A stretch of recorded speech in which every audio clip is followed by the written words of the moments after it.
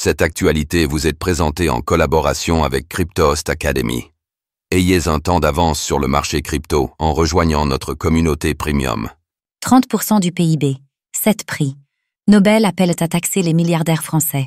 7 prix Nobel d'économie ont publié hier une tribune appelant la France à taxer davantage ses milliardaires. Ces derniers représenteraient 30% du PIB français, un seuil rarement vu dans le monde.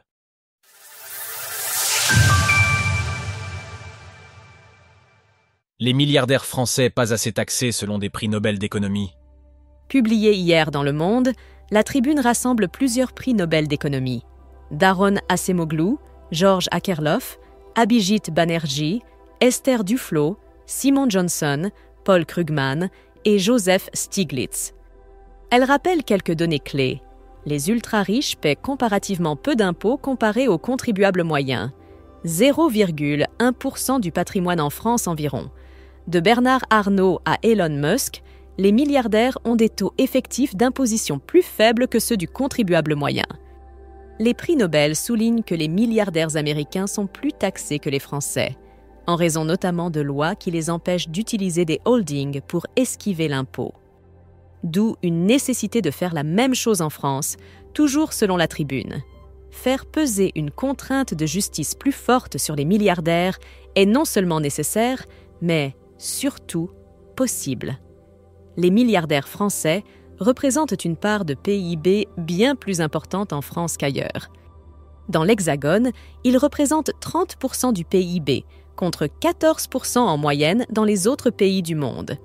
C'est pourquoi les prix Nobel se sont concentrés sur ce pays pour leur appel à davantage de taxation. Un appel qui fait suite au rejet de la taxe Zuckman.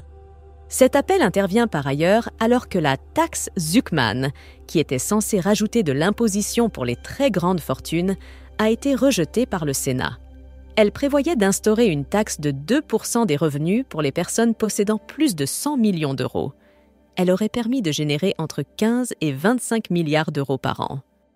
Les prix Nobel d'économie plaident donc pour l'instauration d'une taxe similaire, soulignant que des initiatives en ce sens ont eu lieu dans d'autres pays du monde. Ce projet va dans le sens de l'histoire. En 2024, le Brésil a mis le sujet au programme du G20. Le 30 juin, le Brésil et l'Espagne ont annoncé leur intention d'œuvrer conjointement à la taxation des ultra-riches, vite rejoints par l'Afrique du Sud et le Chili. Quant aux opposants au texte, qui prédisent une vague d'évasion fiscale, ils trouvent une réponse dans la tribune, les prix Nobel estimant que les craintes ne sont pas justifiées. Comme au moment de l'instauration de l'impôt sur le revenu, au début du XXe siècle, les adversaires de cette mesure prédisent de multiples catastrophes. Ni l'expérience historique ni les savoirs économiques ne leur donnent raison. Cet appel souligne en tout cas la place qu'occupe désormais cette thématique dans le débat politique, alors que les inégalités se sont creusées dans le monde et en France.